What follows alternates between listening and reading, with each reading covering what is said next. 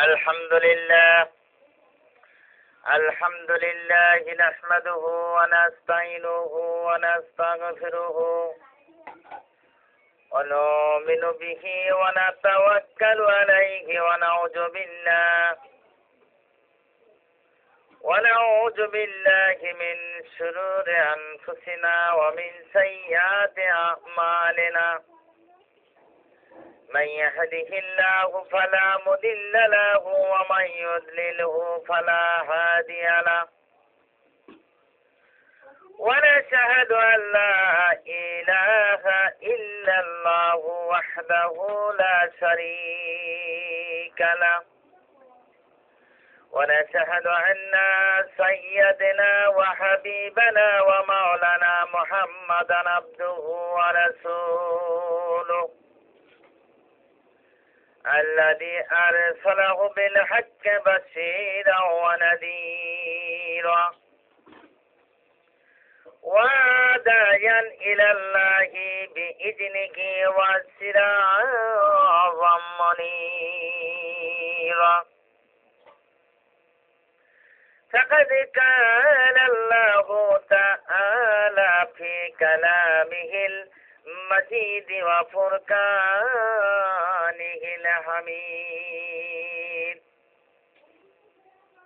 أعوذ بالله من الشيطان الرجيم بسم الله الرحمن الرحيم إن الله وملائكته يصلون على النبي يا أيها الذين آمنوا صلوا عليه وسلموا تسليما صلى الله على محمد صلى الله عليه وسلم بلغ العلا بكماله كشف الدجى بجماله حسنت جميع خصاله صلوا عليه وعليه نحمده ونصلي على رسول الكريم উপস্থিত দিনদার মুসলমান শ্রদ্ধেয় ভাই পদ্মার আড়ালের মা ও বোনেরা, মাননীয় সভাপতি সাহেব, এই তাফসিরুল কোরআন মাহফিলের কমিটি বৃন্দ, ওলামায়ে কেরাম, সকলের প্রতি সালাম। আসসালামু আলাইকুম ওয়া রাহমাতুল্লাহি ওয়া বারাকাতুহু। আল্লাহ রাব্বুল আলামিন বলেন, ইয়া আইয়ুহাল্লাযীনা আমানু হাল আদলুকুম আলা তিজারাতিন তুনজিকুম মিন আযাবিন আলীম তুমিনুনা বিল্লাহি ওয়া রাসূলিহি ওয়া তুজাহিদুনা ফি সাবিলিল্লাহি বিআমওয়ালিকুম ওয়া আনফুসিকুম যালিকুম খায়রুল লাকুম ইন কুনতুম তা'লামুন।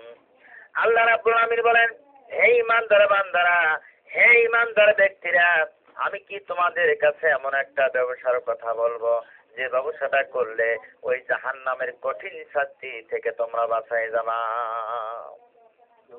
সেই ব্যবসাটা হলো আমি আল্লাহর প্রতি ঈমান আনতে হবে, আর আমার রাসূলের প্রতি ঈমান আনতে হবে, আর আমি যে জান দিয়েছি আর যে মাল দিয়েছি তা দ্বারা জিহাদ করে আমার দ্বীনকে জমিনে প্রতিষ্ঠা করতে হবে। এই তোমাদের জন্য উত্তম যদি তোমরা জানতে। আল্লাহ পাক কোরআনে কারিমে বলেন, আমি যে জান দিয়েছি আর যে মাল দিয়েছি তা দ্বারা জিহাদ করে আমার দ্বীনকে জমিনে প্রতিষ্ঠা করো, এই তোমাদের জন্য উত্তম যদি তোমরা জানতে। আমার ভাইরা জিহাদ করেছেন রাসূল পাক সাল্লাল্লাহু আলাইহি ওয়াসাল্লাম, জিহাদ করেছেন সাহাবী کرامেরা, আল্লাহ দ্বীন জমিনে প্রতিষ্ঠা করার জন্য, কায়েমের জন্য লড়াই করেছেন কাফেরদের বিরুদ্ধে। সাল্লাল্লাহু আলাইহি সাল্লাম জিহাদের ময়দানের জন্য সাহাবী کرامদের প্রস্তুত করছেন। সাহাবীরা তৈরি হয়েছেন, লড়াই হবে মুতার প্রান্তরে কাফেরদের সাথে, রোমানদের সাথে। রোমানেরা 1,00,000 রোমান সৈন্য, সুসজ্জিত, সুঅস্ত্রে সজ্জিত বাহিনী, তারা চলে এসেছে মুতার প্রান্তরে। লড়াই হবে মুতার প্রান্তরে। হুজুর 3,000 সাহাবী রিক্রুট করলেন। ওইদিকে 1,00,000 আর এইদিকে 3,000 সাহাবী রিক্রুট করলেন। এই জিহাদে হুজুর পাক সাল্লাল্লাহু আলাইহি ওয়াসাল্লাম নিজে যান নাই। এই জিহাদের ময়দানের জন্য 3 জন সেনাপতি নিযুক্ত করলেন। হুজুর বললেন, এই জিহাদের ময়দানে প্রধান সেনাপতির দায়িত্ব পালন করবে আমার পালক পুত্র জায়েদ। কোথায় তুমি? জায়েদ আসলেন, হুজুরের সামনে দাঁড়িয়ে গেলেন। 2 নম্বরে, এই জিহাদের ময়দানে সেনাপতির দায়িত্ব পালন করবে আমার চাচাতো ভাই জাফর বিন আবু তালেব। কোথায় তুমি? আসলেন, হুজুরের সামনে দাঁড়িয়ে গেলেন। 3 নম্বরে, এই জিহাদের ময়দানে সেনাপতির দায়িত্ব পালন করবে আমার সাহাবী আব্দুল্লাহ বিন রওহা। কোথায় তুমি? আসলেন। এই 3 জনকে হুজুর ডাক দিয়ে বললেন, যাও বাড়িতে গিয়ে বিবি বাল বাচ্চা পিতামাতার কাছ থেকে সালাম করে আসো, বিদায় নিয়ে আসো। বুঝতে আর কোনো কষ্ট রইল না। এই জিহাদের ময়দানের জন্য যে 3 জনের নাম নবীজি ঘোষণা করলেন, এই 3 জনের ভেতর থেকে একজনও ফিরে আসবে না। বোঝা হয়ে গেছে। হযরত জায়েদ বলেন, আব্বাজান, আমি আপনার পালক পুত্র, আর আপনি আমাকে ওয়াদার করেছেন। আমার মা হযরত আয়েশা ঘরে বসে শুনেছেন। আমার তো আর দেওয়ার দরকার নেই, বলার দরকার নাই। হযরত জাফর বিন আবু তালেব চলে গেলেন নিজের বাড়িতে। হযরত জাফর বাড়িতে গিয়ে বিবিকে ডাক দিয়ে বললেন, বিবিরে, আল্লাহ রাসূল আমাকে জিহাদের ময়দানের জন্য সেনাপতির দায়িত্ব দিয়েছে, আমি আসলাম তোমার কাছে সালাম করার জন্য, বিদায় নেওয়ার জন্য। ও বিবি, দীর্ঘদিন একসঙ্গে ঘর সংসার হলো, কোন হক তোমার হয়তো আদায় করতে পারি নাই, অথবা আমার দ্বারা তোমার কোন অধিকার নষ্ট হয়েছে। কিছু যদি ভুল ত্রুটি হয়ে থাকে আমাকে স্বামী হিসাবে ক্ষমা করে দিও। বিবি বললেন, প্রাণের স্বামী, আল্লাহ রাসূল আপনাকে জিহাদের ময়দানের জন্য সেনাপতির দায়িত্ব দিয়েছে, আমি আজ সেখানে আপনাকে ফিরে থাকতে বলতে পারি না, বরং আমি আল্লাহর দরবারে দোয়া করি। বিবি হাত তুললেন, রব্বুল আমিন, আমার প্রাণের স্বামী জাফরকে ওই জিহাদের ময়দান থেকে গাজী বানাই দয়া করে আমার ঘরের ভিতরে ফিরিয়ে দিও। হযরত জাফর তরবারির উল্টা পিঠ দিয়া বিবির হাতের পুরে মৃদু আঘাত করলেন আর বললেন, বিবিরে, উল্টা দোয়া করো না, উল্টা দোয়া তোমার আল্লাহর দরবারে কবুল হবে না। যেহেতু নবীজি আমার নাম 2 নম্বরে রেখেছেন, যেহেতু আমার আগেও একজন আছে, পরও একজন আছে। ও বিবি, নির্ঘাত ওই মুতার প্রান্তরে আমি শহীদ হয়ে যাব। জনমের মতো দেখা করতে আসলাম, এ জীবনে তোমার সঙ্গে আমার আর কোনোদিন দেখা হবে না। আমার বন্ধুগণ, এবার হযরতে জাফর বিবিকে ডাকতে বলেন, বিবিরে, যে পথে আমি জান দিতে যাচ্ছি ওই পথে আমার ছেলে মেয়েদেরকে তৈরি করে নিও। বিবিকে সালাম করে চললেন। বিবি কাটা কবিতুরের মতো জমিনে ঝটপট করতেছেন আর কাঁদতেছেন, আর পিছনে পিছনে ছোট্ট ছোট্ট ছেলে মেয়েগুলি আব্বা আব্বা বলে পিছনে পিছনে দৌড়েতেছেন। হযরত জাফর একবারও পিছনের দিকে তাকায় দেখলেন না যে কারা কান্দে।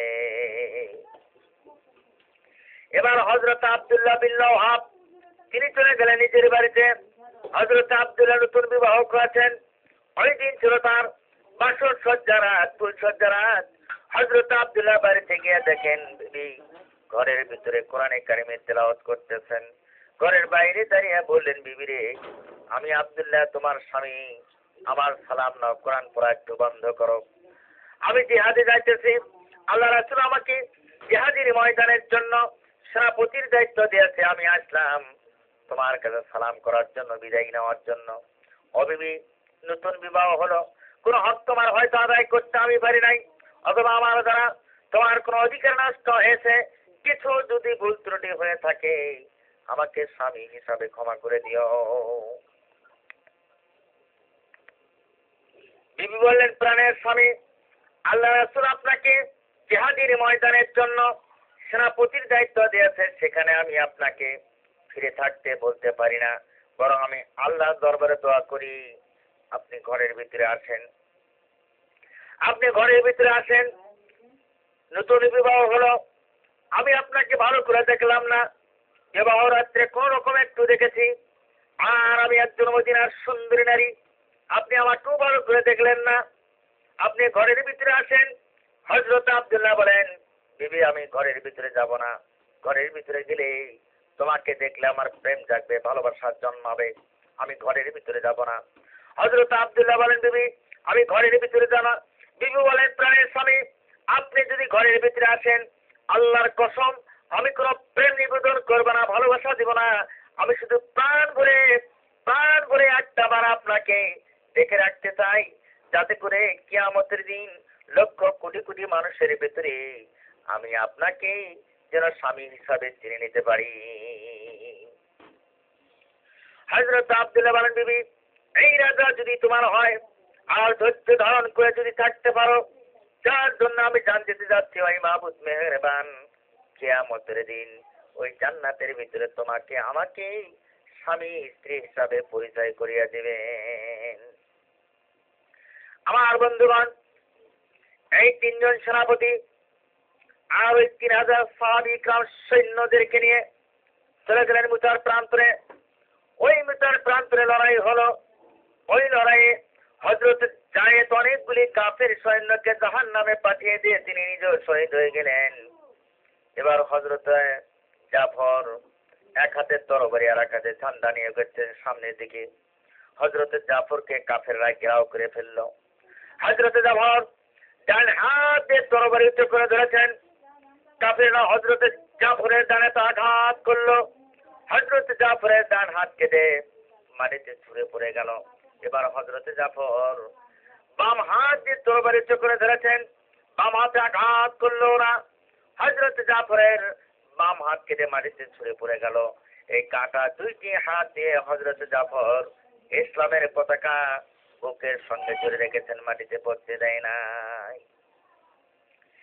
এবার হযরত জাফর পাশের সাহাবীকে ডাক দিয়ে বললেন, ও রাসূলুল্লাহর সাহাবী, আল্লাহ রাসূলকে আমার সালাম জানাইও, আর বলে দিও জীবনের শেষ নিঃশ্বাস পর্যন্ত ইসলামের পতাকা আমি বুকের সঙ্গে জড়িয়ে রেখেছি, মাটিতে পড়তে দেই নাই। আর আমি এখন হয়তো শহীদ হয়ে যাব, যেহেতু আল্লাহর জান্নাতের সুঘ্রাণ আমি আমার নাকের ভিতরে পাইতেছি। হযরত জাফর শহীদ হয়ে গেলেন। এবার হযরত আব্দুল্লাহ বিন রাওহাব, হযরত আবু বাইদা দুইজনে চললেন ঠান্ডা ধরার জন্য। ওনারা বলেন, শূন্য পতাকা উঠতেছে। আমরা ভাবলাম আমরা যাওয়ার আগে ইসলামের পতাকা কে ধারণ করলো। কাছে গিয়ে দেখি হযরত জাফরের ডান হাত কাটা, বাম হাত কাটা, পা দুটো কাটা, আর দেহটা এক জায়গায় পড়ে আছে, আর শুধু মাথাটা এক জায়গায় পড়ে থেকে ইসলামের পতাকা কামড়ে ধরে উঁচু করে রেখেছেন, মাটিতে পড়তে দেয় নাই। সুবহানাল্লাহ। আমার বন্ধুগণ, এবার হযরত আবু বাইদা বলেন, আমি হযরত জাফরের হাত পা মাথা মস্তকে একত্র করে পা থেকে মাথা পর্যন্ত চুমা খাইলাম, আর জানাজা করে দাফন করলাম কবরের ভিতরে। রাত্রিবেলায় স্বপ্নে দেখি হযরত জাফর আল্লাহর জান্নাতের ভিতরে ফেরেশতাদের সঙ্গে উড়ে বেড়াইতেছে। হযরত আবু বাইদা বলেন, আমি জিজ্ঞাসা করলাম, ও জাফর, আল্লাহ তোমার সঙ্গে কিরকম ব্যবহার করেছেন? হযরত জাফর বলেন, ও আবু বাইদা, আল্লাহ রাব্বুল আমিন আমাকে জিজ্ঞাসা করেছেন, জাফর রে, আমি তোমার সাহায্যে খুশি হয়েছি, তুমি আমার কাছে আর কি চাও? হযরত জাফর বলেন, আল্লাহ কিচ্ছু চাই না, শুধু আমার একটা দাবি, মেহেরবানি করে আমাকে দুনিয়াতে আর একটা বার পাঠিয়ে দাও, আমি যেন তোমার দ্বীন জমিনে প্রতিষ্ঠা করার জন্য ওই কাফেরদের বিরুদ্ধে লড়াই করে জীবনটা আমার আর একটা বার দিয়ে আসি। সুবহানাল্লাহ। আমার বন্ধুগণ, জিহাদ করেছেন আল্লাহ দ্বীন জমিনে প্রতিষ্ঠা করার জন্য, কায়েমের জন্য। সাহাবী কিরামেরা জিহাদ করেছেন, শহীদ হয়েছেন হাজার হাজার সাহাবী। রাসূল পাক সাল্লাল্লাহু আলাইহি সাল্লাম জিহাদের ময়দানে, উহুদের ময়দানে মাথার হেলমেট ভেঙে মাথার মগজের ভিতরে ঢুকে গিয়েছিল আল্লাহ দ্বীন জমিনে প্রতিষ্ঠা করার জন্য, কায়েমের জন্য। আজকে বাংলার মানুষ আপনারা কোন পর্যায়ে? আল্লাহর দিন জমিনে প্রতিষ্ঠা রাখার জন্য, কায়েমের জন্য আল্লাহ রাব্বুল আমিন কোরআনে কারিমে বলেন, সূরা বাকারা আয়াত 114 নম্বর আয়াত। আমার ভাইরা, সূরা সফ আয়াত 10 মধ্যে আল্লাহ রাব্বুল আমিন বলেন, সূরা সফ আয়াত 10 আল্লাহ রাব্বুল আমিন বলেন, আমি যে জান দিয়েছি আর যে মাল দিয়েছি তাহা দ্বারা জিহাদ করে আমার দিনকে জমিনে প্রতিষ্ঠা করতে হবে, এই তোমাদের জন্য উত্তম যদি তোমরা চান। আমার ভাইরা, আসুন আমরা আল্লাহর দিনকে জমিনে প্রতিষ্ঠা করার জন্য, কায়েমের জন্য আমরা প্রচেষ্টা চালিয়ে যাই। আমরা ঘর থেকে বের হয়ে যাই আল্লাহর দিন জমিনে প্রতিষ্ঠা করার জন্য। আমার ভাইরা, যুবক বয়সে আল্লাহ রাব্বুল আমিন বলেন, যুবক বয়সে যারা ইবাদত বন্দেগী করে সেই ইবাদত বন্দেগী আল্লাহর কাছে বেশি পছন্দনীয় হয়। হযরতে ওমর ফারুক রাদিয়াল্লাহু তাআলা আনহু যুবক বয়সে ইসলাম কবুল করেছেন। হযরত আলী রাদিয়াল্লাহু তাআলা আনহু যুবক বয়সে ইসলাম কবুল করেছেন এবং জিহাদের ময়দানে জিহাদ করেছেন রাসূল পাক সাল্লাল্লাহু আলাইহি সাল্লামের সঙ্গে। আমার ভাইরা, গভীর রাত হয়ে গেছে, দোয়া করি আল্লাহুম্মা আমিন। আমার বন্ধুগণ, আল্লাহ রাব্বুল আমিন আরো বলেন, হে আমার বান্দা বান্দিরা, যখন তোমরা একটা সভা সমাবেশ মিলাইয়া একত্রিত হয়ে বসে আমি আল্লাহর কথা আলাপ আলোচনা করতে থাকো, তখন আমি আল্লাহর রহমতে তোমাদের কেউ ভালো সবাই ফেরেশতাদের সবাই আমি আল্লাহ তখন তোমাদের কথা আলাপ আলোচনা করতে থাকি। সুবহানাল্লাহ। আমার বন্ধুগণ, আল্লাহর দিন জমিনে কায়েমের জন্য, আল্লাহর দিন জমিনে প্রতিষ্ঠা করার জন্য আল্লাহর নবী কত কষ্ট করেছেন। উহুদের ময়দানে মাথার হেলমেট ভেঙে মাথার মগজের ভিতরে ঢুকে গিয়েছিল। দণ্ডান মোবারক শহীদ হয়ে গেছেন। হাজার হাজার লক্ষ লক্ষ সাহাবী শহীদ হয়ে গেছে আল্লাহর দিন জমিনে প্রতিষ্ঠা করার জন্য, আল্লাহর দিন জমিনে কায়েমের জন্য। আল্লাহ রাব্বুল আমিন বলেন, আমি আমার বন্ধুকে রহমত স্বরূপ দুনিয়াতে পাঠিয়ে দিয়েছি। আল্লাহ রাব্বুল আমিন কোরআনে কারিমে বলেন, সূরা আম্বিয়া আয়াত 107, ওয়া মা আরসালনাকা ইল্লা রাহমাতাল লিল আলামিন। আল্লাহ রাব্বুল আমিন বলেন, আমি আমার বন্ধুকে দুনিয়াতে রহমত স্বরূপ পাঠিয়ে দিয়েছি। এই পৃথিবীতে কিভাবে শান্তি আসবে, কিভাবে মানুষের ব্যক্তিগত পরিবার সমাজ রাষ্ট্রে শান্তি আসবে, এই শান্তির পরিকল্পনা এই পৃথিবীর মানুষ কোনোদিন দিতে পারবে না। মানুষের কোনোদিন শান্তি দিতে পারবে না। কারণ যে আল্লাহ পাক শান্তিদাতা, আল্লাহ যদি শান্তি না দেয় মানুষ কোনোদিন শান্তি আনতে পারবে না।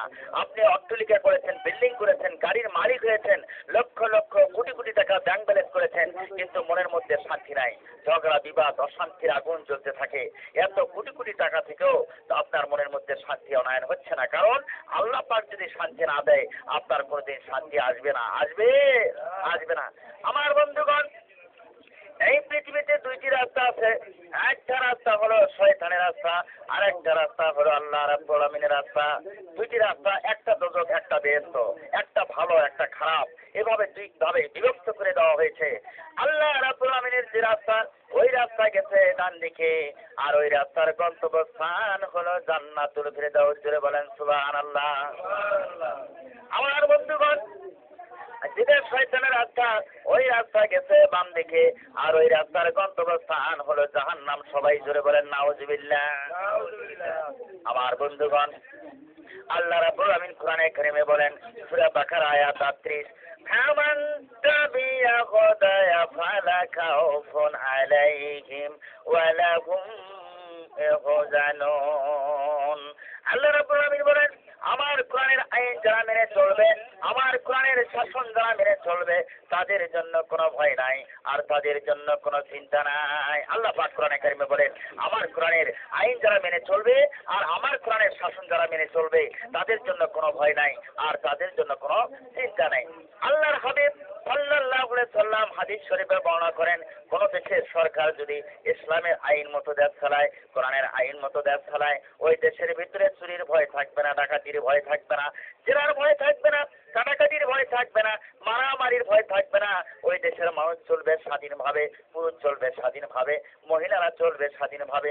মানুষের মনের মধ্যে কোনো ভয় থাকবে না, পুরুষের মনের মধ্যে কোনো ভয় থাকবে না, মানুষের মনের মধ্যে একটাই ভয় থাকবে, সে ভয়টা হলো আল্লাহ রাব্বুল আলামিনের ভয়। জোরে বলেন সুবহানাল্লাহ। আমার বন্ধুগণ, দিনকে জমিনে প্রতিষ্ঠা করার জন্য সাহায্য করতে হবে। এই জানও চিরকাল থাকবে না, আর এই মালও চিরকাল থাকবে না। আপনার জান, আপনার মাল চিরকাল এই দুনিয়াতে থাকবে না, আপনি বেঁচে থাকতে পারবেন না। কারণ যে আপনার দাদা চলে গেছে, আপনার পিতা চলে গেছে, পূর্বের পুরুষেরা চলে গেছে, এই দুনিয়াতে চিরকাল বেঁচে থাকার জন্য আপনারা আসেন নাই। এই জন্য আল্লাহর দিন জমিনে প্রতিষ্ঠা করার জন্য, কায়েমের জন্য আপনারা প্রচেষ্টা চালিয়ে যান।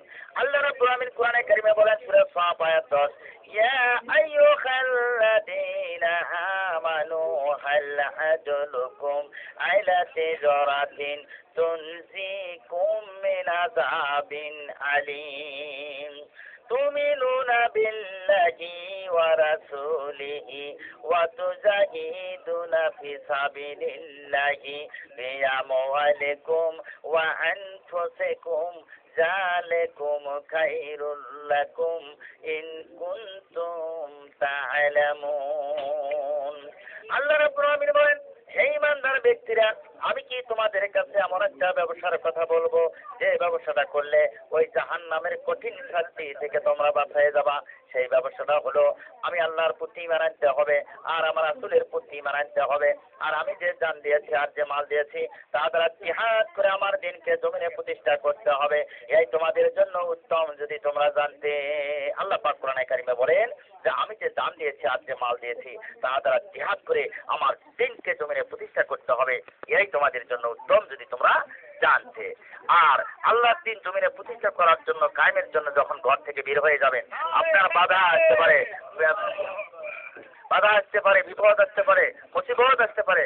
আল্লাহ রাব্বুল আলামিন বলেন, যতই বিপদ আসুক না কেন, সূরা রোম আয়াত 47, ওয়া কানা আলাইনা নাসরুল মুমিনিন।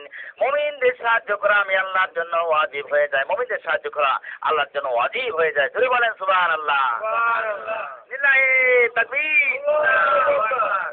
লিল্লাহি তাকবীর। আল্লাহু আকবার।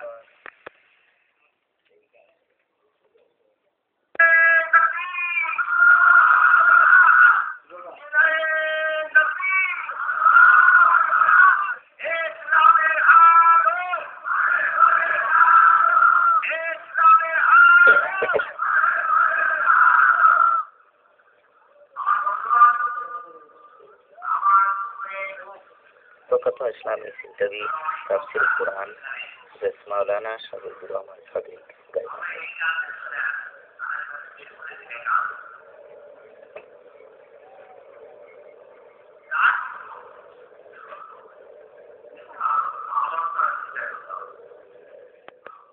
ধ্বংস হয়ে যাবে। আল্লাহ রাব্বুল আলামিন কোরআনে কারিমে বলেন, সপ্ত আকাশ ভেঙে চুরমার হয়ে যাবে, শুধু আমি আল্লাহ একাই থাকব। এরপর আবার পুনরায় জীবিত করা হবে। রোজ কিয়ামতের দিন হাসরের ময়দানে সমস্ত মানুষকে একত্রিত করা হবে। জিন এবং ইনসান সবার হিসাব নিকাশ শুরু হয়ে যাবে। ওই দিন যার যার আমলনামা হাতে চলে আসবে। এই দুনিয়াতে যে ভালো আমল করবে, নেক কাজ যারা বেশি করবেন, ওই কিয়ামতের ময়দানে, হাসরের ময়দানে ওই দিন ভালোভাবে থাকতে পারবে, আরশের ছায়ার তলে অবস্থান করতে পারবেন। আর যদি নেক আমল না থাকে, আর যদি গুনাহ খাতা বেশি হয়ে থাকে, বাম হাতে আমলনামা চলে আসবে। ওই নেকিবতির খাতা বাম হাতে যখন চলে আসবে, আমার বন্ধুগণ, নাফরমানদের মাথার মগজগুলো ওই দিন সূর্যের কিরণে গলে গলে নাক কান্দে পড়তে থাকবে। আর ওই দিন জিবাটা ঝুলে নাভিস্থল পর্যন্ত কুকুরের মতো ঝুলতে থাকবে। সমস্ত হাসরের ময়দানে পানি পানি বলে সরগোল উঠে যাবে। ওই দিন কারো হুঁশ থাকবে না। ওই দিন পিতা পুত্রকে ভুলে যাবে, মা সন্তানকে ভুলে যাবে, স্বামী স্ত্রীকে ভুলে যাবে। ওই দিন দোজখের গর্জন শোনা যাবে। ওই দিন কারো হুঁশ থাকবে না। আমাদের নবী, আপনার নবী, শেষ নবী, আখিরি নবী হযরত মুহাম্মদ সাল্লাল্লাহু আলাইহি ওয়াসাল্লাম আল্লাহর আরশের নিচে সেজদায় পড়ে যাবে, রোদন করে করে কাঁদতে থাকবে, কাঁদতে কাঁদতে দুই চোখের পানি দিয়ে বুক ভাসাইতে থাকবে।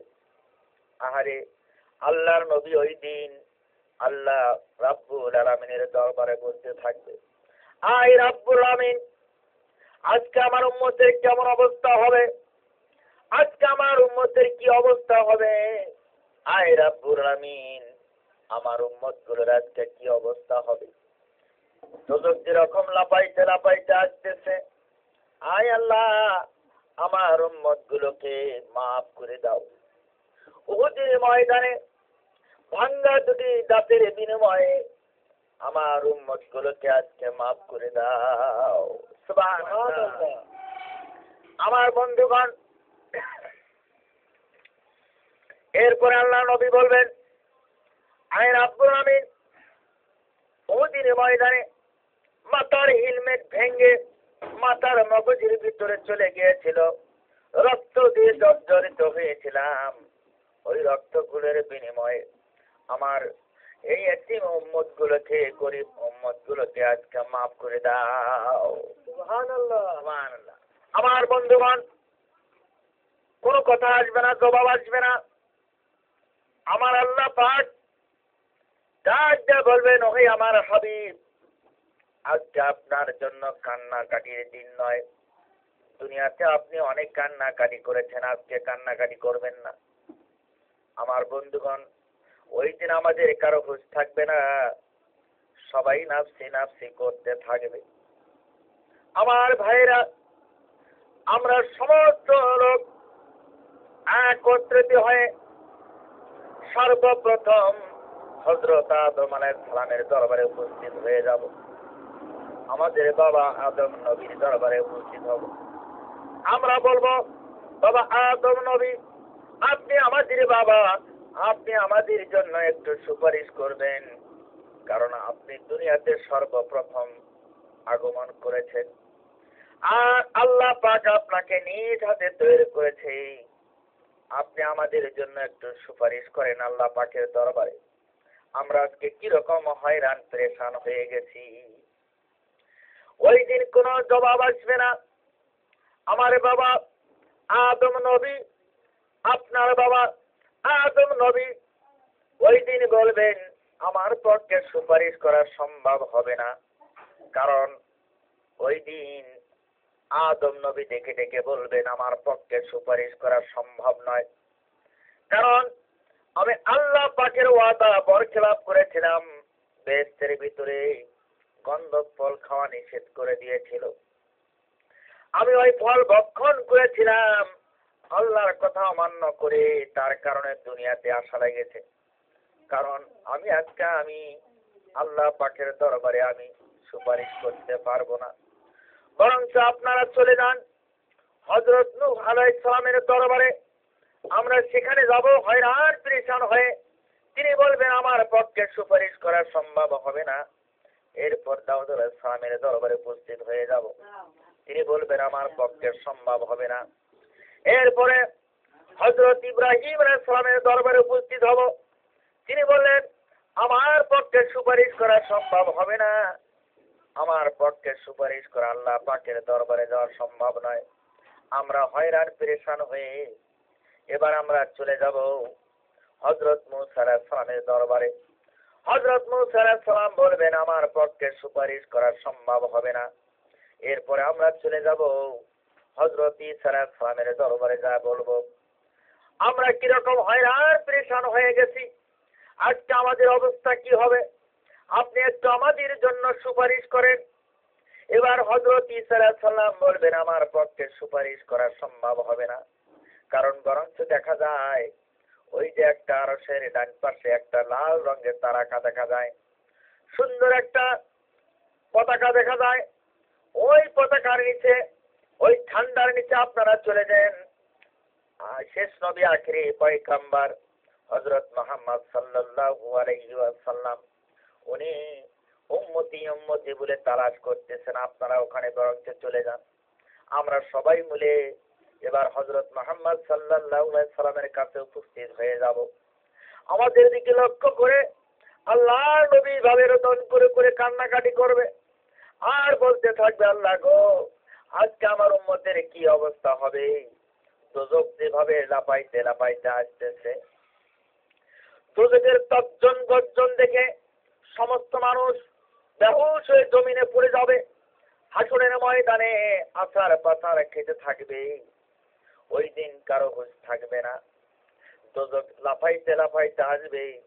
আমার আল্লাহ পাক ডাক দেয়া বলবেন, হে দোজখের দারোয়ান মালিক, দোজখকে শক্ত করে ধরে রাখো।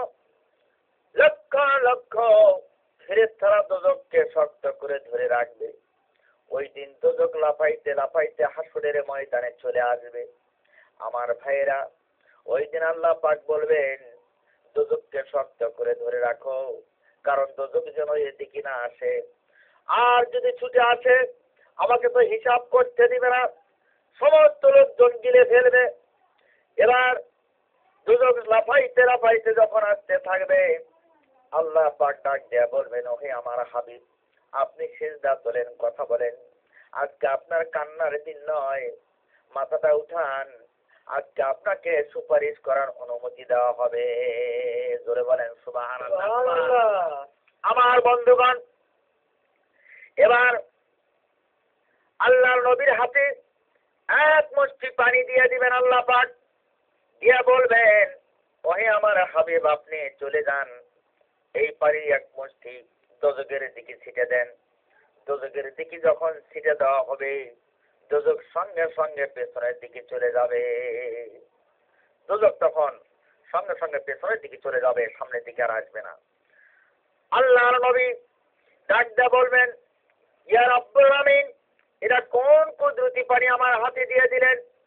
এক মুষ্টি পানি দোজখের দিকে ছিটে দেওয়ার সঙ্গে সঙ্গে দোজখ পেছনের দিকে চলে গেল। এটা কোন পানি, কুদরতি পানি আমার হাতে দিয়ে দিলেন। আমার আল্লাহ পাক ডাক দেয়া বলবেন, ওই আমার হাবিব, তোমার উম্মতরা দুনিয়ার বুকে দোজখের ভয়ে কান্নাকাটি করতেছিল, আমার ভয়ে কান্নাকাটি করেছে। ওই দিন তারা কাঁদতে কাঁদতে দুনিয়াতে অস্থির হয়ে গিয়েছিল। যখন নামাজের শেষে দুটি হাত উঁচু করে আমার দরবারে এভাবে কাঁদতে কাঁদতে দুই চোখের পানি ফেলে দিয়েছিল, ওই পানিটুকু আমি আল্লাহ হিফাজত করে ধরে রেখেছিলাম। আজকে সেই পানিটুকু আপনার হাতে দিয়ে দিলাম। ধরে বলেন সুবহানাল্লাহ। আমার বন্ধুগণ, এবার দোজখ পেছনের দিকে চলে যাবে, হিসাব শুরু হয়ে যাবে। আল্লাহ নবী ডাক দেয়া বলবেন, হাদিস শরীফে এসেছেন, হুজুর সাল্লাল্লাহু আলাইহি সাল্লাম বলেন, কিয়ামতের ময়দানে, হাসরের ময়দানে আমার উম্মতদেরকে আমি বাছাই করে নিতে থাকব। হযরত আয়েশা সিদ্দিকা রাদিয়াল্লাহু তাআলা আনহা বলেন যে কিয়ামতের ময়দানে, হাসরের ময়দানে আপনার উম্মতগুলোকে আপনি কেমনে করে বাছাই করবেন। হযরত আয়েশা সিদ্দিকা রাদিয়াল্লাহু তাআলা বলেন যে হাসরের ময়দানে আপনার যারা উম্মত হবে তাদেরকে কিভাবে বাছাই করবেন। হুজুর সাল্লাল্লাহু আলাইহি সাল্লাম হাদিস শরীফে বর্ণনা করেন যে ওই দিন আমার যারা উম্মত হবে, 5 ওয়াক্ত নামাজি ছিল যারা দুনিয়ার বুকে, তাদের হাত পা সাদা থাকবে, মুখমণ্ডল সাদা থাকবে, আমি তাদেরকে চিনতে পারবো। হাদিস শরীফে আছে, হুজুর সাল্লাল্লাহু আলাইহি সাল্লাম বলেন, হে আয়েশা, একটা সাদা ঘোড়া যদি ছেড়ে দেওয়া হয়, লক্ষ লক্ষ লাল ঘোড়ার ভেতরে কপালে যদি সাদা টিপ থাকে দেখা যাবে, চিহ্ন যদি কপালে থাকে, হাজার হাজার ঘোড়ার ভেতরেও আমি সেই ঘোড়াটাকে পাবো কি পাবো না। হযরত আয়েশা বলে, অনায়াসে পাওয়া যাবে। এই যে এভাবে উপমা দিয়ে বললেন যে হাসরের ময়দানে আমি আমার উম্মতগুলোকে এইভাবে বাছাই করতে থাকবো। সুবহানাল্লাহ। আমার বন্ধুগণ, এই দুনিয়াতে যারা নেকি আমল করতে পারবে তারা সুখে থাকতে পারবেন। সর্বপ্রথম আপনাদের শুরু হবে কবর দিয়ে। কবরের ভিতরে শুরু হয়ে যাবে। নেক আমল করলে পরে কবরের মধ্যে আরামে থাকতে পারবেন, আর নেক আমল যদি করতে না পারেন কবরের মধ্যে অশান্তিতে থাকবেন। মুনকার নেকি দুই কাঁধে দুইজন ফেরেশতা আছেন, তারা এইভাবে লিখতে থাকবেন, একজন লেখি লিখবে আর একজন বদি লিখবে। ডান পাশে নেকির আমলগুলো লিখতে থাকবে, বাম পাশে বদির আমলগুলো লিখতে থাকবে। এভাবে লেখা শুরু হয়ে গেছে। দুনিয়া থেকে যখন বিদায় হয়ে যাবেন কবরের মধ্যে এই আমলনামা আপনার সামনে হাজির করে দিবে। আমার ভাইরা, এই জন্য দুনিয়াতে বেঁচে থাকা অবস্থায় আপনারা আমল ভালো করেন, নেক আমল করতে থাকেন, হিংসা কেনা ছেড়ে দেন। ও ধনী, তুমি তোমার ছেলের জন্য ডবল জামা ডবল জুতা দিলা, অহংকারী করতেছ। তুমি তোমার ছেলের জন্য ডবল জামা ডবল জুতা দিলা। পাশের বাড়ির গরিব এতিম ছেলেটা তার মাকে ডাক দেয়া বলেন, মা গো, ঈদের আর একদিন মাত্র বাকি আছে, আমাকে একটা নতুন জামা দিলে না, একটা নতুন জামা দিলে না মা, এক জোড়া জুতা নতুন দিলে না। মায় ধমক দেয়া বলে, কোথা থেকে দেব তোকে নতুন জামা নতুন জুতা? বাবারে, তোর তো পিতা নাই দুনিয়াতে, আমি তো ভাতেই জোগাইতে পারি না। ছেলেটা এবার কাঁদতে থাকে। এতিম ছেলেটা বাপের কবরের পাশে যায়, দুই চোখের পানি দিয়ে বুক ভাসাইতেছে। যদি পিতা দুনিয়াতে থাকতো আমার আজকে ঈদের আগে আমার জন্য নতুন জামা নতুন জুতা নিয়ে আসতো। আমার আব্বা তো নাই, আমার জন্য কেউ তো নিয়ে আসলো না, ভালো ভালো খানা জোগাড় করতে পারলো না। ছেলে এভাবে কান্নাকাটি করে, এতিম ছেলে, আরে কত কষ্ট। ও ধনী, তুমি তোমার ছেলের জন্য ডবল জুতা ডবল জামা দিলা, পাশের বাড়ির গরিব এতিম ছেলেটার খবর নিলা না। ও ধনী, তুমি জেনে রাখো কিয়ামতের দিন হাসরের ময়দানে আল্লাহ নবীর সঙ্গে তোমার কোনোদিন দেখা হতে পারে না। ও ধনী, তুমি জেনে রাখো কিয়ামতের ময়দানে হাসরের ময়দানে আল্লাহর নবীর সঙ্গে তোমার দেখা হবে না। হ্যাঁ, দেখা হতো যদি জাকাতের টাকা অঙ্ক করে বের করে ওই গরিবের হাত পর্যন্ত পৌঁছে দিতে, তাহলে আল্লাহর নবীর সঙ্গে তোমার দেখা হয়ে যেত। আমার বন্ধুগণ, আল্লাহ রাব্বুল আমিন কোরআনে কারিমে বলেন, ওয়া আম্মা সাইলা ফালা তানহার, ওয়া আম্মা সাইলা ফালা তানহার। আল্লাহ রাব্বুল আমিন বলেন, কেউ যদি তোমার কাছে কিছু চায় ধমক দিয়ে তাড়াইয়ে দিও না, তাকে বুঝ দাও। না দিতে পারলে বলবে, আজকে দিতে পারলাম না, অন্যদিন হয়তো বেশি করে দিয়ে দেবো, এভাবে বলবে। ধমক দিয়ে তাড়াইয়ে দেবেন না। আমার বন্ধুগণ, আল্লাহ পাক কিনা করতে পারেন, নিমিষে ফকিরকে বাদশাহ করে দিতে পারেন, বাদশাকে ফকির বানাইতে পারেন। আমার ভাইরা, আল্লাহ কি না করতে পারেন। আল্লাহ দিয়া ধন বুঝে মন কারে নিতে কতক্ষণ। কবি বলেন, নদীর কুল ভাঙে কুল করে, নদীর কুল ভাঙে কুল করে, এই তো নদীর খেলা। সকাল বেলা বাদে সারে তুই ফকির সন্ধ্যা বেলা, সকাল বেলা বাদে সারে তুই ফকির সন্ধ্যা বেলা। এখন একটা কথা মনে পড়ে গেল, আপনাদের বোঝানোর জন্য আমি বলবো, এই হাদিসের কথা নয়।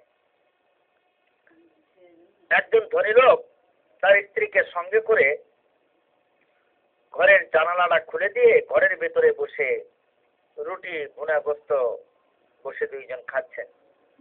এমন সময় একজন ফকির জানালা এসে ডাক দিয়ে হাত ছেড়ে বললেন যে, বাবারে, আমি আজকে 3 দিন যাবৎ খানা পিনা খাই না, আমাকে একটু খানা ভিক্ষা দিবে। এবার ওই ধনী ডাক দিয়ে বলেন, এই ফকির বেটা, ভিক্ষা চাওয়ার সময় পারি না, জানালা দিয়ে রাখ খুশির মতো তাকে আসিস। এভাবে যখন ধমক দিয়ে কথা বললেন, ফকির বেটা 2 চোখের পানি ছেড়ে দিয়ে বিদায় হয়ে গেলেন। ফকির যখন বেজার হয়ে গেল, আমার আল্লাহ পাকও বেজার হয়ে গেছেন। এবার কি করলো? ফকির ধমক খায় ওখান থেকে চলে গেল। এবার আমার আল্লাহ পাক কিনা করেন, এবার টাকাটা উল্টা করে দিলেন। ওই ধনী লোক প্রথমে 1 কোটি টাকা থেকে 50,000 টাকাতে নেমে আসলো, ব্যবসা বাণিজ্যের ক্ষতি হতে শুরু হলো। এবার 25,000 টাকাতে নেমে আসলো, 25 থেকে 10,000-এর মধ্যে চলে আসলো। আস্তে আস্তে নিম্নের দিকে চলে আসতে লাগলো। 10 থেকে এবার 5,000 টাকা, 5 থেকে এবার 2,000, তারপরে 1,000, তারপরে 9,000 হয়ে গেল। এবার ধনী লোক এবার ফকির হয়ে গেল আমার ভাইয়েরা। ওই ধনী লোক এবার ফকির যখন হয়ে গেল, ভাঙ্গা একটা পাত্র নিয়ে যখন যায়, কেউ তো টাকা ধারও দেয় না। এবার মানুষ টাকা ধার দিবে, যদি টাকা না থাকে মানুষ আর টাকা ধার দেয় না, কেউ টাকাও আর দেয় না, কারণ যে সে তো নিলে আর দিতে পারবে না, এই জন্য টাকা দেয় না। সে এমন হয়ে গেল, চলাফেরা বন্ধ হয়ে গেল। এবার একদিন তার বিবি ডাক দিয়া বলেন, প্রাণের স্বামী, এতদিন আপনি বড়লোক ছিলেন, আমার পিতামাতাও বড়লোক, কারণ এতদিন ভুনাগ্রস্ত রুটি খেয়েছিলাম, আজকে আপনি ফকির হয়ে গেছেন, আমি তো এত কষ্টের ভিতরে থাকতে পারবো না, আপনি আমাকে তালাক দিয়ে দেন। এবার বিবি বললেন যখন তালাকের কথা, এবার স্বামী ডাক দেয়া বলেন, আমি তো এখন ভাত জোগাইতে পারি না, তাহলে তোমার পিতার বাড়িতে তুমি চলে যাও, করার আর কিছু নাই। আমার ভাইরা, এবার ওই ধনী লোক যখন ফকির হয়ে গেল, বিবি তখন চলে গেল পিতার বাড়িতে। এই দিকে ভিক্ষা করার জন্য বের হয়ে গেছেন, দূরে দূরে ভিক্ষা করতে লাগলেন। আহারে, আল্লাহ কিনা করতে পারেন, এইদিকে যে ফকির বেটা ভিক্ষার জন্য গিয়েছিল ওই বড় লোকের বাড়িতে, সে আস্তে আস্তে আল্লাহ পাক তাকে বড় লোক, ধনী লোক বানিয়ে দিলেন। সুবহানাল্লাহ বিহামদি।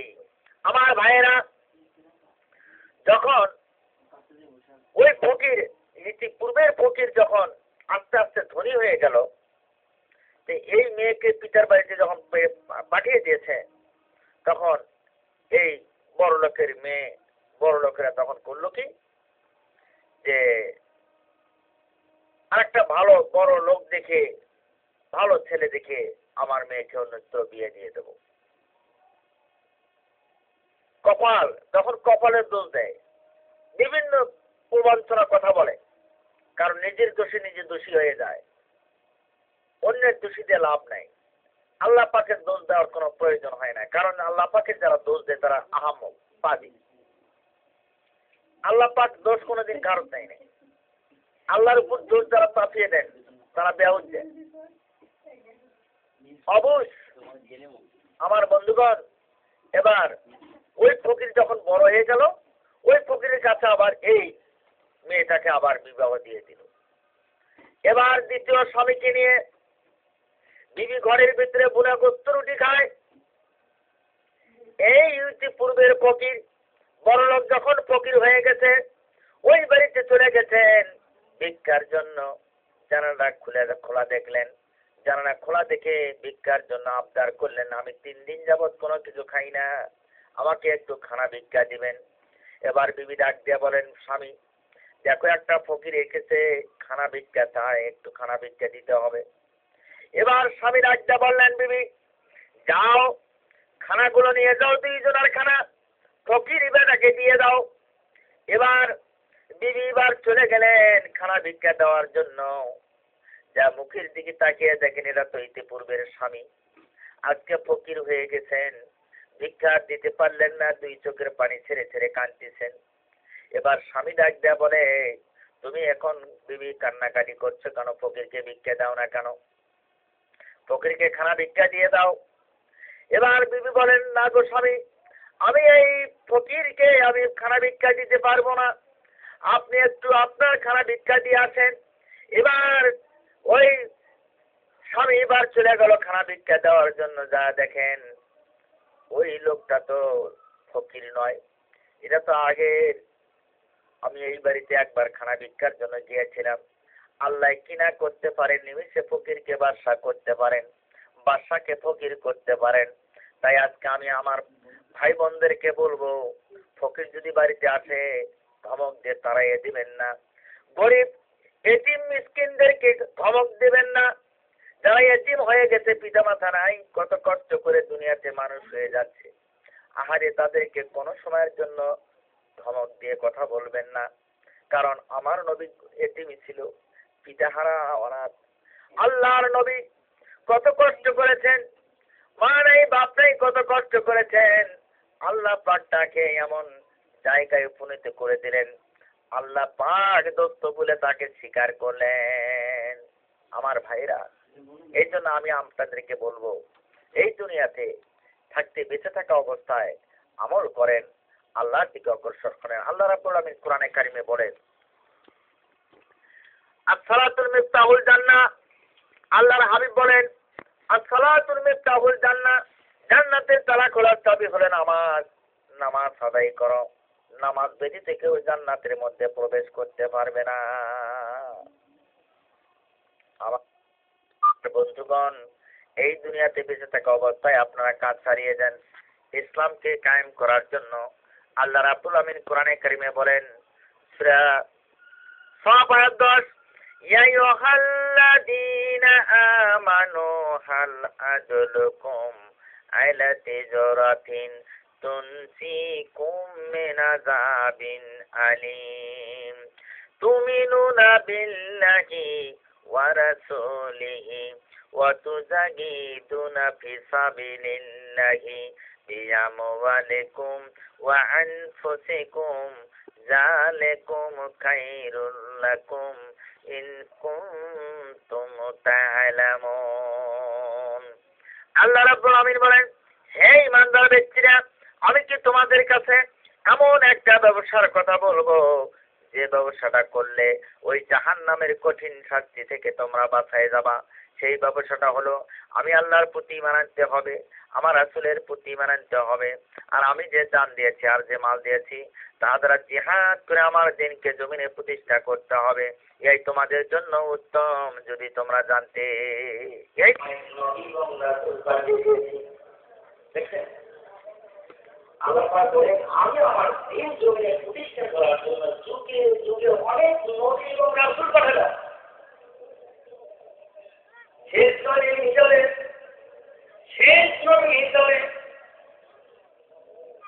হযরত মুহাম্মদ সাল্লাল্লাহু আলাইহি ওয়াসাল্লাম নাম শুনলে কি বলতে হয়? জিন্দেগি ও জিন্দেগি ও জিন্দেগি জিন্দেগি থাকিতে করো বন্দেগি, জিন্দেগি ও জিন্দেগি ও জিন্দেগি জিন্দেগি থাকিতে করো বন্দেগি। মরে যাও না ফেরে তা করে গেল বাবা বেসাহাত নাই কি না কারা সুলভ আহলে দুনিয়া কাফের আনি মুখলুকান রোদে ফলার সুখকান বককান আগাল দাম তুরা আজমান জুদাহি তেরা করদাম কিয়া মেরা সুনাদানি। একজন মানুষ দুনিয়া থেকে যখন বিদায় হয়ে যায়, হাত পা যখন তারা বন্ধ হয়ে যাবে, মুখ ধরবে না, চোখের পলক ধরবে না, খাওয়া বন্ধ হয়ে যাবে, চলাফেরা বন্ধ হয়ে যাবে, মসজিদের কোণা থেকে যখন খাটতে চলে আসবে, ওই খাটের উপরে যখন রাখা হবে, গাড়ি যখন দিকে যখন যাওয়া হয়, সিলেটে থাকে সমস্যা। ওই আমার যদি দুনিয়ার মানুষ শুনতে পারত, ওই আমার ছেলে এবং ইনসানরা সবাই জানতে পারবে। যদি দুনিয়ার মানুষ এই আওয়াজ শুনতে পারত, কানে যদি তার আওয়াজটা আসতো, তাহলে দুনিয়াতে কাটাকাটি মারামারি আর করতো না, হাঁটাচলা বন্ধ করে দিত, সংসার বন্ধ করে দিত। কোথায় জমা, কোথায় জমি, ব্যাংক ব্যালেন্সের কথা মনে থাকতো না, কোটি কোটি টাকা ব্যাংক ব্যালেন্স করেছেন, স্মরণ থাকতো না, এক আল্লাহ ইবাদত বন্দেগীতে মজবুত থাকবে। কিন্তু কোরআন কারীম আল্লাহ রাব্বুল আলামিন বলেন, হে দুনিয়ার মানুষ, তোমরা যখন আমার দিকে আসতে থাকবা, একটু করে স্মরণ করতে থাকবা, আমি তোমাদেরকে বিপদে ফেলাইনি, পরীক্ষা করার জন্য দুনিয়া যত নবী ও মনীষীদেরকে আমি দুনিয়াতে পাঠিয়েছি, পরীক্ষা ছাড়া আমি আমার নিকটে কাউকে নেই নাই। আপনি তো অনেক দূরে, আল্লাহ পাক তো তোমাকে পরীক্ষার মধ্যে ফেলেছিল ভাইরা। এই জন্য না শুক্রিয়া করা যাবে না। অনেক মহিলারা আছে আল্লাহকে গালি দেয়, না জেনে না শুনে আল্লাহকে গালি দেওয়া যাবে না, আল্লাহর উপরে দোষটা চাপিয়ে দেওয়া যাবে না।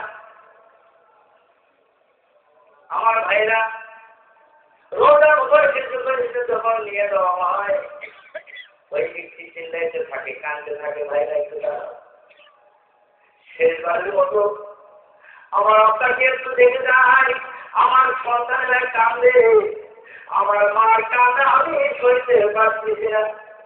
শেষ নবী হযরত মুহাম্মদ সাল্লাল্লাহু আলাইহি ওয়াসাল্লামকে পাঠাবে। সেই শেষ নবীর উম্মত আমরা। অনেক নবী জীবন করছেন যে আমরা নবী না হয়ে যদি শেষ নবীর উম্মত হতে পারতাম। আর সেই শেষ নবীর উম্মত আমরা। আর সেই রাসূলের কথাগুলো আমরা মানি না, রাসূলের সুন্নাত রাখি না। গুনাহ আছে তার তওবা নাই, গুনাহ করে তওবা করে না।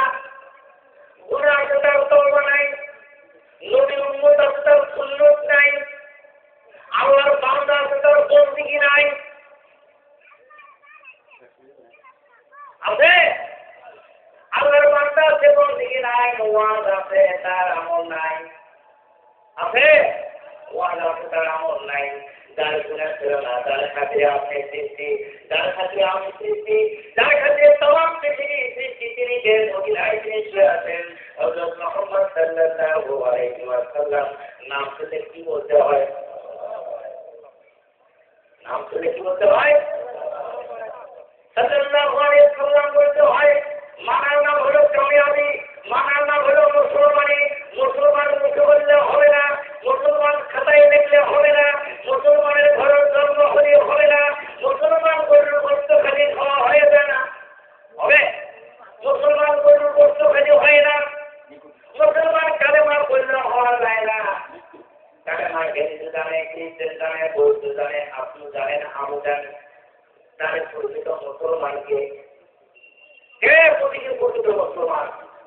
প্রকৃত মুসলমান তিনি জীবনের শুরু থেকে মৃত্যু পর্যন্ত জিন্দেগিটা হযরত মুহাম্মদ সাল্লাল্লাহু আলাইহি ওয়াসাল্লামের সাথে কলম মতো আছে, সেই হলো প্রকৃত মুসলমান। এই কথাগুলো ভালো লাগে? লিল্লাহে তাকবীর, লিল্লাহে তাকবীর। এই জন্য কবি বলেন, গুনাহ আছে তওবা নাই, ওয়াজ আছে তার আমল নাই। এমন দুনিয়া হাদিস অনুসারে বলে, হাদিস ওলামা সাহেব মসজিদের অবস্থিত গগন শরীফ, তিরমিজি শরীফ, ওলামা সাহেব তোমাদের যুগের শ্রেষ্ঠ, ওলামা সাহেবরা তোমাদের যুগের শ্রেষ্ঠ। অতঃপর তার পরবর্তী যুগ, অতঃপর তার পরবর্তী যুগ, অতঃপর তার পরবর্তী যুগ, এই কথা 3 বার বলা হলো। মানে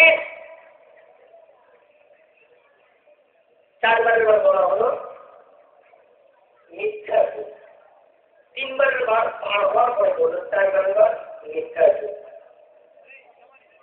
ও আমার সাহাবীরা তোমাদের যুগ হলো শ্রেষ্ঠ যুগ, অতঃপর তার পরবর্তী যুগ, অতঃপর তার পরবর্তী যুগ, অতঃপর তার পরবর্তী যুগ, 3 বার হয়ে গেল। এরপরে বলল কি? মিথ্যা যুগ। মিথ্যা যুগ মানুষ রহর মিথ্যা কথা বলতো, এক পা উঠানে আরেক পা না উঠানে মিথ্যা চলে যাচ্ছে। মোবাইলে সে মিথ্যা কথা বেশি হয়ে গেছে, মোবাইল আসার পরে মিথ্যা আরো বেশি হয়ে গেছে। এক জায়গা থেকে রওনা করছে, সে বাজারে বসে আছে, বন্ধুরে বসেছে, বাজার করে শেষ সে আসতে আসছে, ঠিক কিনা এখন বাজার হয়ে তার কাছে সময় শেষ, ফোন করছে, বলছে বাজার শেষ যে আসতে আসছে, দেখছে মিথ্যা কথা বলে না। এটা তো পুরো একটা মিথ্যা কথা হবে না? মোবাইলের ভিতরে সমস্ত মিথ্যা কথা বলছে, এক জায়গার কথা আরেক জায়গায় বলছে। যে ওনার সাথে কথা বলতেছি, ওনাকে দেখা যায়? দেখা যায় না। আমি এখান থেকে বলতেছি, সে শুনতে আছে, সে ওখান থেকে বলতেছে আমি লড়ল, কিন্তু আসলে সে বাংলাদেশ। ঠিক না? আরো বেশি মিথ্যা কথা শিখেছে।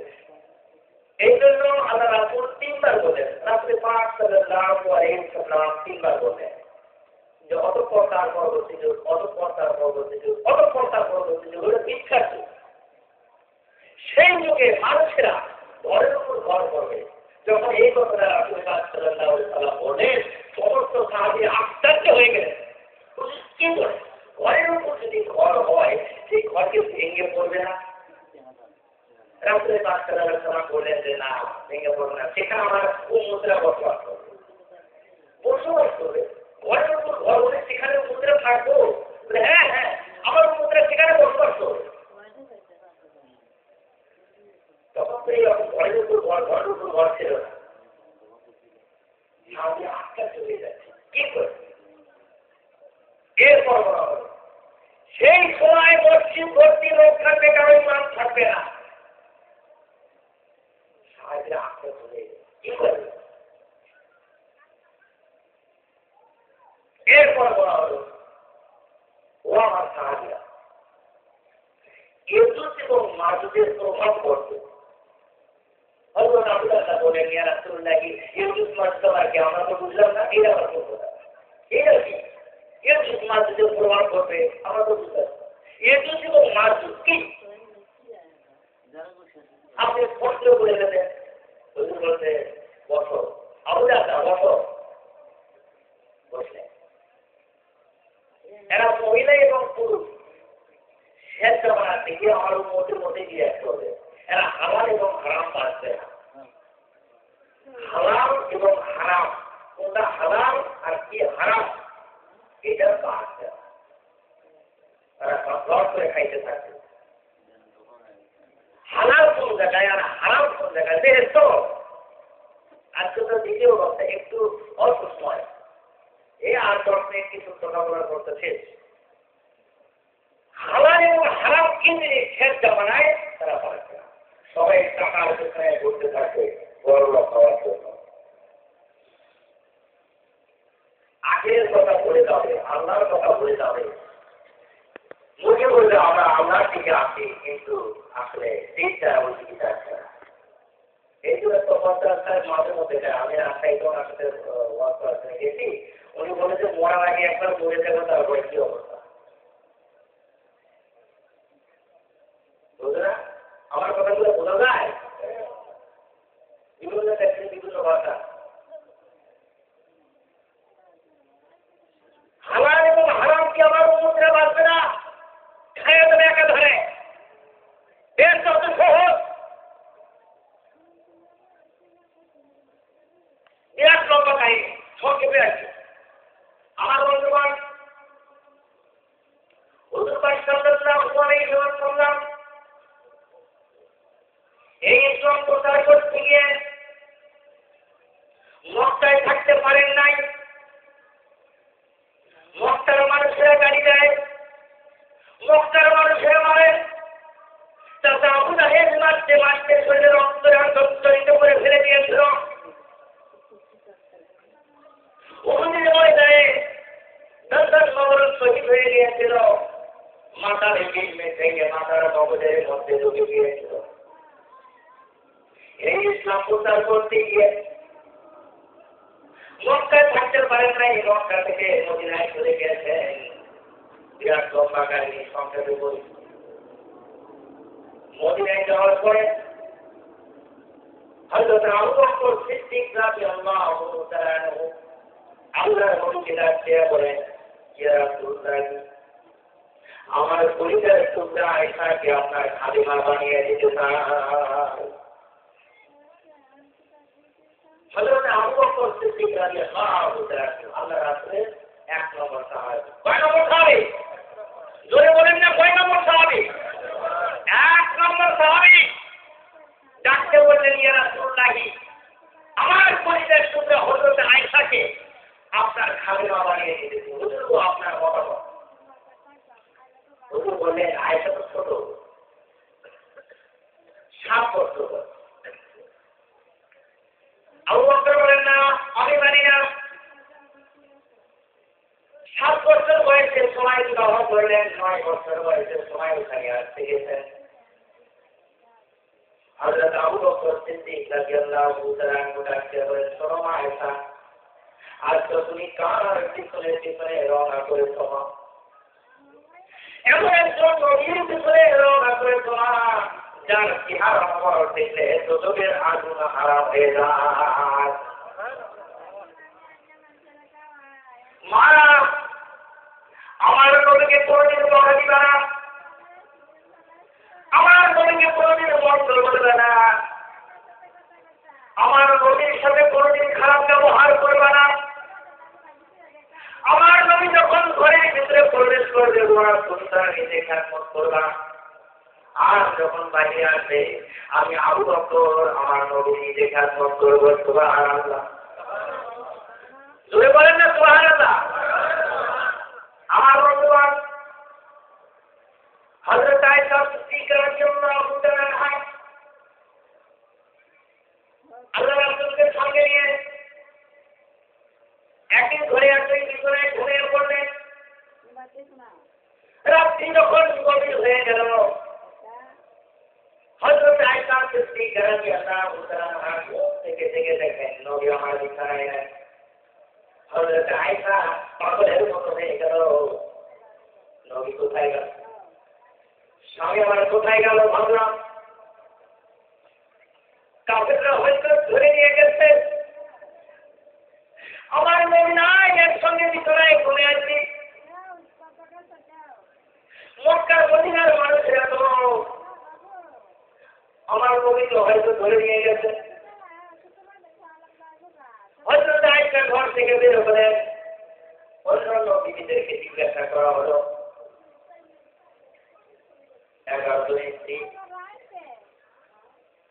অন্যান্য বিবিদেরকে জিজ্ঞাসা করা হলো, আমার রাসূল তো আমার ঘরে নাই, রাত্র গভীর, আল্লাহ রাসূল কোথায়?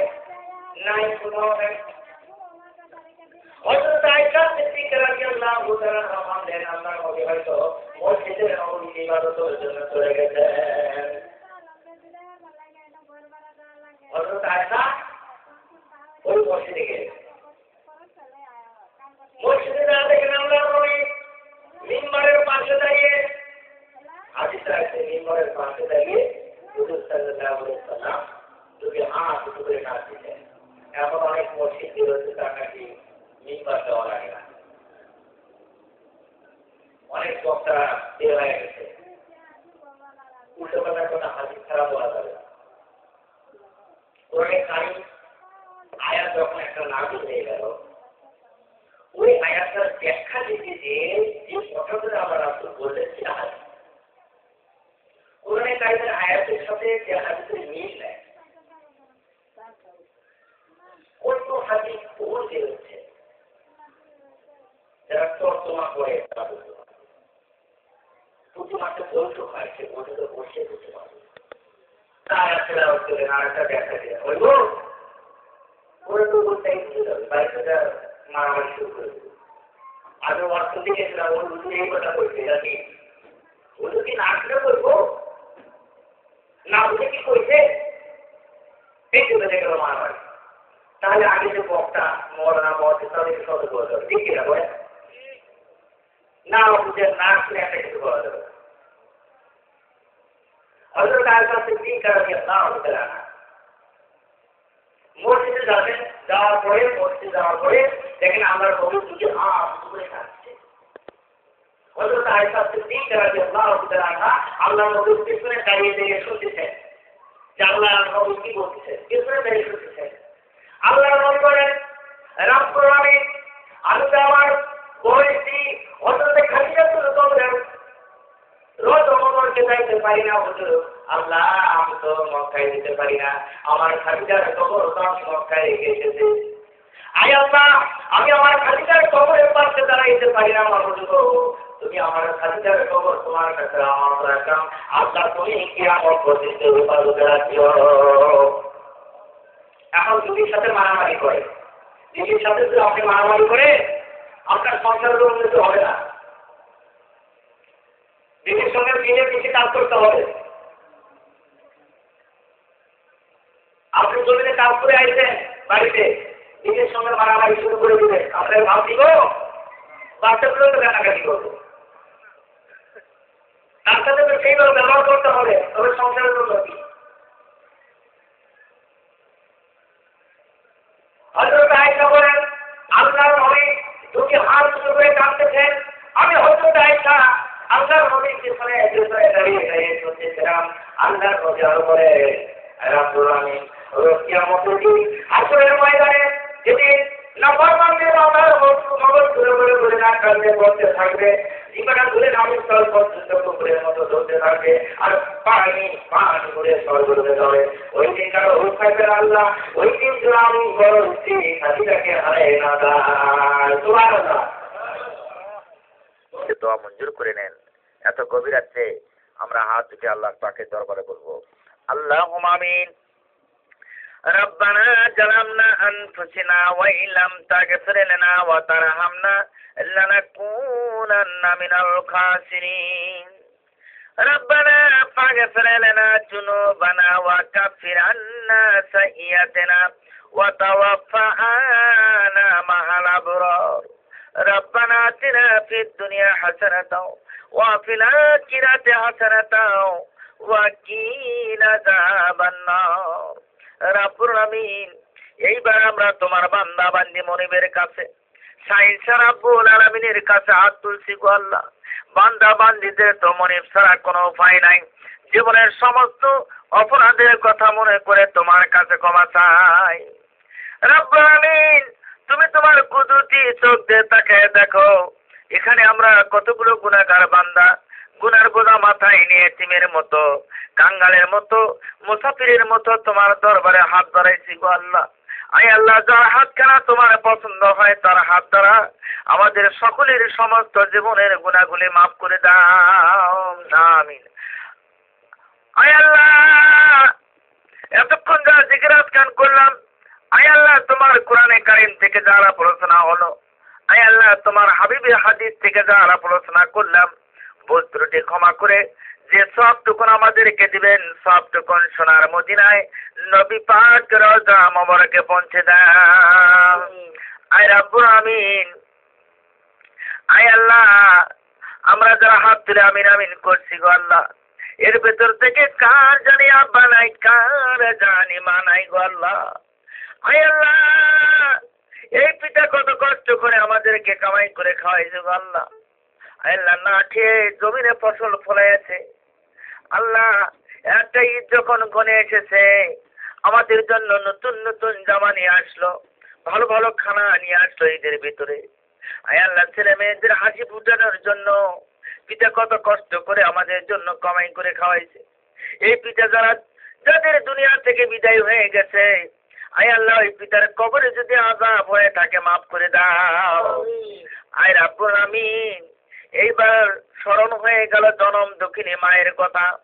আমাদের আম্মা জান 10 মাস 10 দিন গর্ভে ধারণ করেছে, মায়ের দুধটুকু খেয়ে তিল তিল করে আমাদেরকে মানুষ করলো। এই মা কেউ যদি একটা পিঠা খাইতে দিছে, মা না খেয়ে আমাদের মুখে উঠাইয়ে দিছে। আয় আল্লাহ, মায়ের দুধটুকু খেয়ে তিল তিল করে আমাদেরকে মানুষ করেছে। আয় আল্লাহ, এই মা যাদের নাই দুনিয়া থেকে বিদায় হয়ে গেছে, বাড়িতে গিয়ে মাকে মা বলে আর ডাকতে পারে না। আয় আল্লাহ, ওই মায়ের কবরে যদি আযাব হয়ে থাকে আল্লাহ তুমি মাফ করে দাও। আয় রাব্বুল আমিন, পিতা মাতার জন্য তুমি কোরআনে কারিমে দোয়া করতে বলেছো, সকলেই বলেন রব্বির হামহুমা কামা রব্বায়ানি সগীরা রব্বির হামহুমা কামা রব্বায়ানি সগীরা। রাব্বুল আমিন, কোন দিন জানি মৃত্যুর পরোয়া জারি হয়ে যায়, না জানি কাল এমন সময় কবরের বাসিন্দা হয়ে যায়। ওই অন্ধকার কবরের মধ্যে শয়ন করতে হবে, যে কবরে মা নেই, বাপ নাই, বন্ধু নেই, বান্ধবী নাই, একাই শয়ন করতে হবে গো আল্লাহ। কবরের জিন্দেগিতে যারা আছে তারা বলতেছে তোমরা তাড়াতাড়ি জমিন ছেড়ে চলে আসো, তোমরা না আসলে কিয়ামত হবে না। আর রুহের জগতে যারা আছে তারা বলতেছে তোমরা তাড়াতাড়ি জমিন ছেড়ে চলে যাও, তোমরা না গেলে আমরা আসতে পারতেছি না। একদল আমাদেরকে ডাকায় মাবুদ, আর একদল আমাদেরকে ডাকে আয় আল্লাহ, যেদিন মৃত্যুবরণ করবো, যেদিন কবরের বাসিন্দা হয়ে যাব, ওই দিন রাসূলের দান দান শহীদের বিনিময়ে প্রতিষ্ঠিত কালেমা খানি আমাদের সকলের মুখে জারি করে দেও আল্লাহ।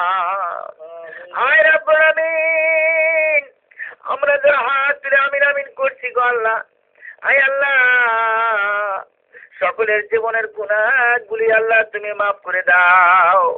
আয় আল্লাহ, রোজ কিয়ামতের দিন হাসরের ময়দানে যেদিন মা সন্তানকে ভুলে যাবে, পিতা পুত্রকে ভুলে যাবে, স্বামী স্ত্রীকে ভুলে যাবে, দুদকের গর্জন শোনা যাবে, নাফরমানদের মাথার মগজগুলি গলে গলে নাক কান্নে পড়তে থাকবে, জিহ্বা ঝুলে নাভিস্থল পর্যন্ত কুকুরের মতো ঝুলতে থাকবে, পানি পানি বলে স্বর্গ উঠে যাবে। আয় আল্লাহ, ওই দিন রাসূলের হাতের হাউজ কাউসারের পানি আমাদের সকলের নসিব করে দিও। আয় রব্বুল আমিন, জান্নাতে আমলনামা দিও, নেকির পাল্লা ভারী করে দিও, ফুলসিরাত বিজলির মতো পার করে দিও, জান্নাতুল ফেরদাউস বেহেশত আমাদের সকলের জন্য নসিব করে দিও। রব্বানা তাকাব্বাল মিন্না ইন্নাকা আনতাস সামিউল আলিম ওয়া তুব আলাইনা ইন্নাকা আনতাত তাওয়াবুর রহিম। সুবহানা রাব্বিকা রাব্বিল ইজ্জাতি আম্মা ইয়াসিফুন ওয়া সালামুন আলাল মুরসালিন ওয়ালহামদুলিল্লাহি রাব্বিল আলামিন। ওয়াজাল আখিরা কালিমাতিন মিনাল মাউতি, সবাই বলেন লা ইলাহা ইল্লাল্লাহু মুহাম্মাদুর রাসূলুল্লাহ। আসসালামু আলাইকুম ওয়া রাহমাতুল্লাহি ওয়া বারাকাতুহু।